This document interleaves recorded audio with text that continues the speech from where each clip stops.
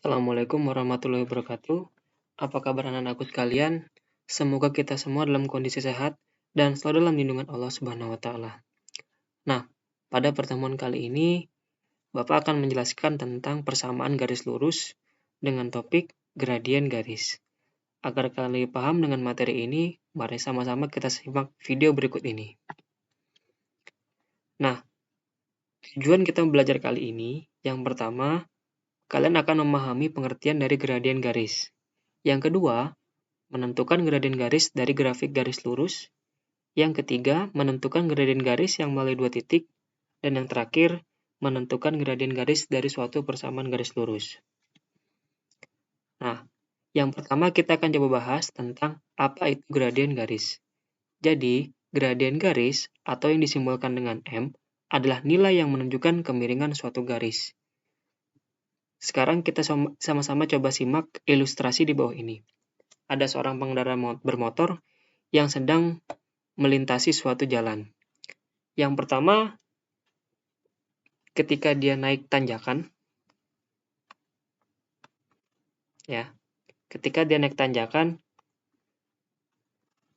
kemudian ketika dia di atas tanjakan, dan yang terakhir ketika dia menuruni tanjakan. Kita misalkan semua lintasannya ketika naik, ketika di atas, dan ketika turun semuanya sama, yaitu 4 satuan panjang. Nah, dari ketiga lintasan ini, kalau kita amati, akan membentuk suatu gambar yang sama, yaitu berupa garis lurus. Nah, jadi ketiga lintasan ini membentuk garis lurus. Namun, ada yang membedakan garis lurus ini. Apa? Yaitu posisi kemiringannya.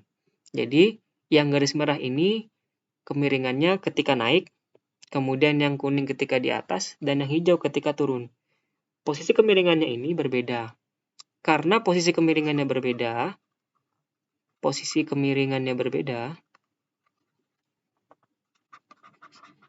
maka nanti nilai gradiennya pun juga akan berbeda.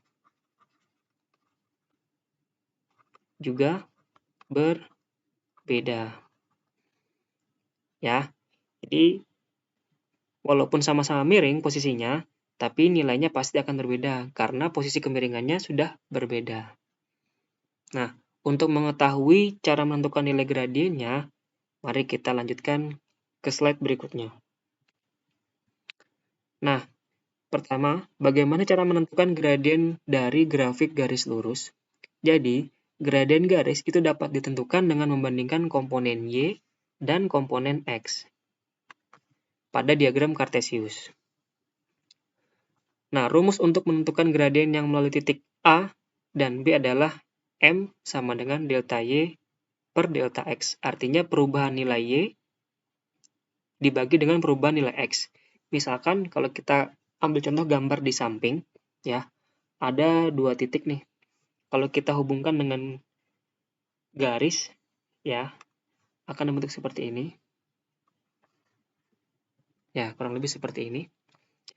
Jadi kita akan mau cari kemiringan dari ruas garis AB. Nah, seperti yang dijelaskan di atas, bahwa untuk menentukan gradien garis, caranya dengan membandingkan komponen Y dan komponen X. Oke, sekarang untuk menentukan komponen Y, kita berangkat dari titik mana saja boleh. Misalkan saya ambil dari titik B. Untuk menentukan komponen Y, kita hitung langkah ke bawahnya, ya, untuk menuju titik A. Jadi yang pertama, kita hitung 1, 2, 3, 4, 5, 5. Ya, jadi 5. Ada 5 ke bawah. Kemudian ke kirinya, ya, jadi 5 ke bawah. Kemudian untuk menuju A kita ke kiri.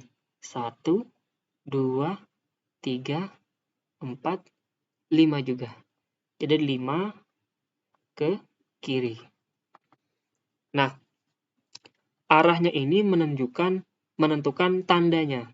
Kalau ke arah bawah, nanti tandanya negatif. Kalau ke atas, dia positif.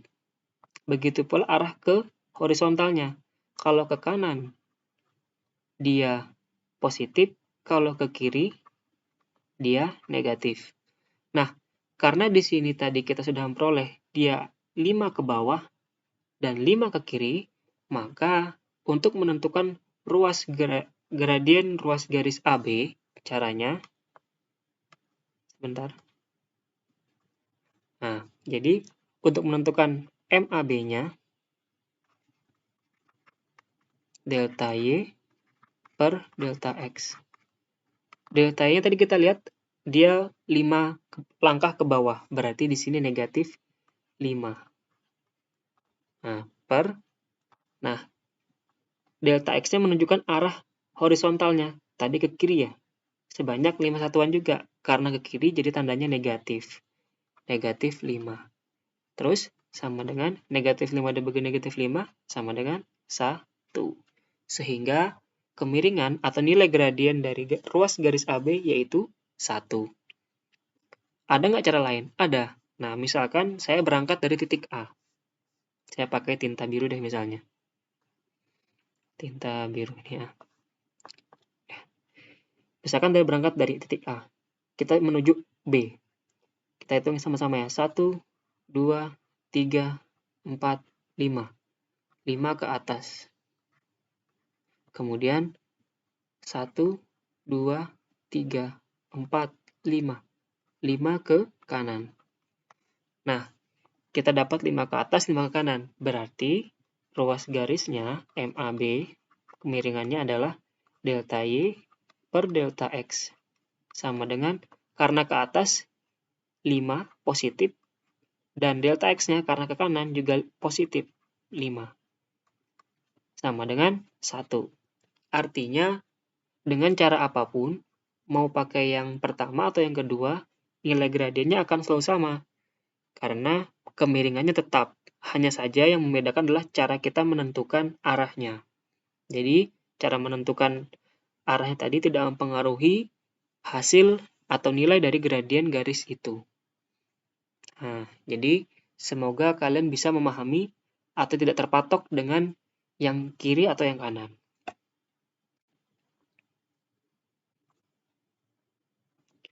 Oke, yang berikutnya. Kalau tadi kita sudah menentukan gradien menggunakan perubahan nilai Y dan X, nah, kali ini kita akan coba menentukan gradien dari suatu garis yang melalui 2 titik. Ya, ada 2 titik yang dilalui dari garis tersebut. Cara menentukan gradiennya yaitu dengan menggunakan rumus. Nah, rumusnya adalah M sama dengan Y2 dikurang Y1 per X2 dikurang X1. Oke, kita ambil contoh yang pertama. Sebelum kita masukkan ke rumus, kita misalkan dulu yang mana-mana saja menjadi X1 Y1 dan X2 Y2. Misalkan ini X1, ini Y1. Ini X2-nya, ini Y2. Nah, sekarang untuk menentukan gradien garis yang pertama, kita jawab dulu di sini. Yang I,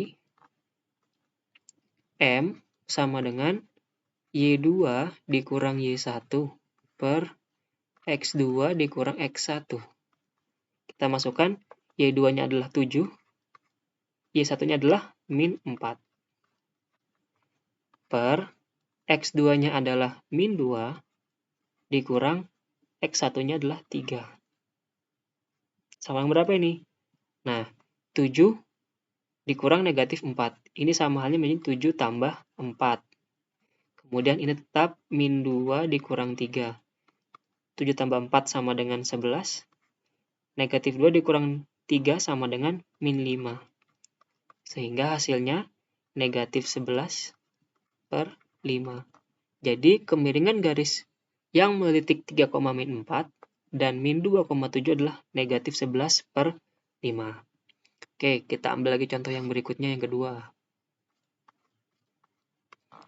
Yang kedua, sama kita misalkan dulu ya.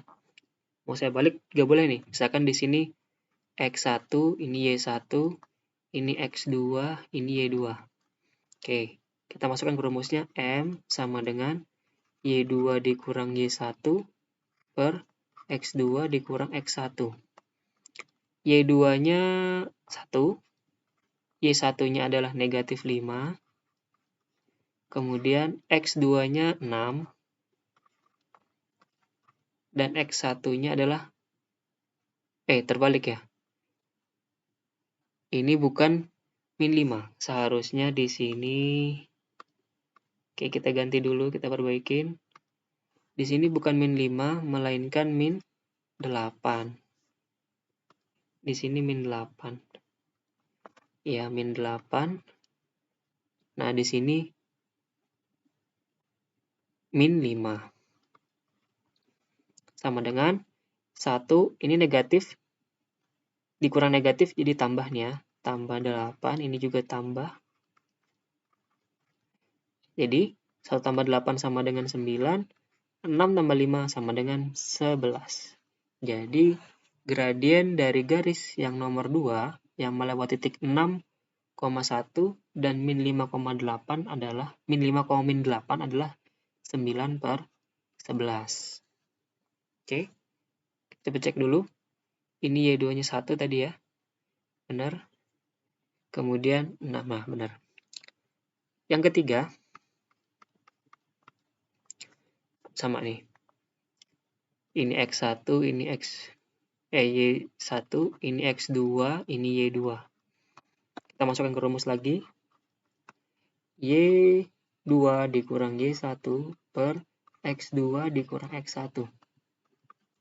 Y2-nya adalah 0, Y1-nya adalah min 4, kemudian X2-nya adalah 2, dan X1-nya adalah 0. Kita kurangkan 0 tambah 4, nah ini 2 kurang 0, 2, 0 tambah 4 sama dengan 4/2, sehingga 4 bagi 2 sama dengan 2. Jadi, kemiringan garis yang ketiga yang melalui titik 0, min 4 dan 2,0 adalah 2. Jadi tinggal kita substitusikan nilai Y2 dan Y1, X2 dan X1-nya. Tapi sebelumnya harus kita simbolkan dulu masing-masing yang mana menjadi X1 Y1 dan X2 Y2-nya agar tidak tertukar. Oke, kita lanjut ke slide berikutnya. Nah, yang berikutnya kita akan coba bahas tentang bagaimana cara menentukan gradien garis dari suatu persamaan garis lurus.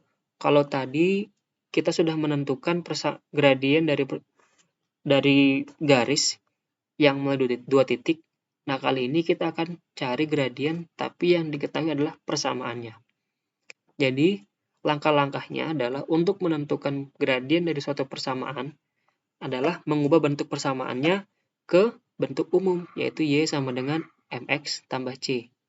Kemudian, untuk melihat gradiennya adalah lihat koefisien X, yaitu M-nya. Jadi, M ini adalah menunjukkan gradien garis. Nah, jadi nilai M adalah gradien garisnya. Oke, yang pertama yang A ya. Yang A ini Y sama dengan min 3X ditambah 5.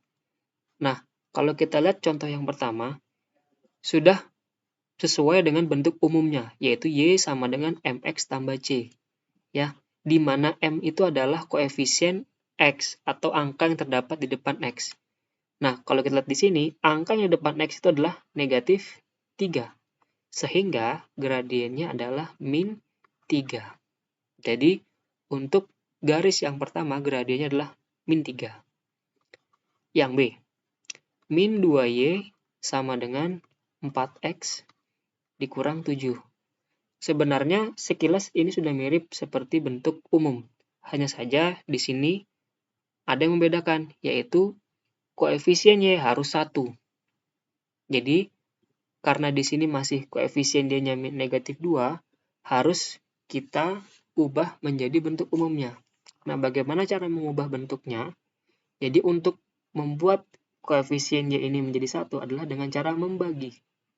Kita bagi dengan negatif 2. Kalau di ruas kiri kita bagi negatif 2, maka di ruas kanan pun juga kita bagi dengan negatif 2. Ini juga negatif 2.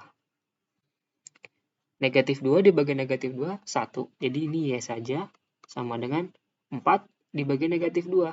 Bilangan positif dibagi bilangan negatif, maka hasilnya bilangan negatif, yaitu 2x. Kemudian di sini negatif 7 dibagi negatif 2, bilangan negatif dibagi bilangan negatif, jadi bilangan positif, 7/2. Nggak apa-apa, pecahan. Karena yang kita lihat adalah gradien atau nilai M-nya. Siapa nilai M-nya? Nilai M-nya adalah koefisien X, yaitu negatif 2. Berarti M-nya adalah negatif 2. Oke, contoh yang terakhir. Contoh yang terakhir ini bentuknya hampir jauh berbeda. 2x dikurang 5y ditambah 8 sama dengan 0. Nah, sekarang kita rubah ke bentuk umumnya. Jadi, karena bentuk umumnya ini, semua variabel kecuali y itu di sebelah kanan. Jadi kita sisakan satu variabel y di sebelah kiri. Jadi di sini min 5y sama dengan 2x pindah jadi min 2x. 8 juga pindah jadi min 8. Kemudian kita bagi dengan negatif 5. Karena kita ingin menghilangkan negatif 5-nya. Negatif 5 dibagi negatif 5 juga dibagi negatif 5. Sama dengan di sini y, di sini jadi 2/5 x, di sini jadi plus 8/5. Maka kita peroleh M-nya adalah koefisien X, yaitu 2/5. Jadi, gradien dari garis C adalah 2/5. Khusus untuk persamaan garis yang C, bentuk umumnya ini adalah, selain bentuk umum yang Y sama dengan MX tambah C, ada permisalan lain, yaitu AX tambah BY tambah C sama dengan 0. Nah, kalau bentuknya seperti yang C ini, ada cara lain lagi untuk menentukan gradiennya, yaitu dengan menggunakan rumus M sama dengan min A per B. Jadi, A-nya di sini sudah kita tahu ya, A-nya adalah 2, A-nya 2, terus B-nya adalah min 5. Jadi, A-nya adalah 2, B-nya adalah min 5. Kita masukkan ke rumus ini. M sama dengan min A-nya 2, B-nya adalah min 5. Negatif 2 dibagi negatif 5 sama dengan 2/5. Nah, sama dengan cara yang sebelumnya. Tapi cara ini hanya digunakan khusus untuk bentuk umum yang ini. AX tambah BY tambah C sama dengan 0. Jadi, silakan pilih cara yang manapun yang menurut kalian anggap mudah. Asalkan sesuai dengan aturan yang berlaku dan bentuk umumnya. Nah, ternyata tadi slide yang terakhir, jadi kita akhiri pertemuan kali ini. Semoga kalian bisa mengambil manfaat dari video yang Bapak sampaikan dan penjelasan yang Bapak berikan. Intinya semoga tetap semangat belajar dalam kondisi apapun. Baik, Bapak akhiri. Terima kasih. Assalamualaikum warahmatullahi wabarakatuh. Sampai jumpa di video-video berikutnya.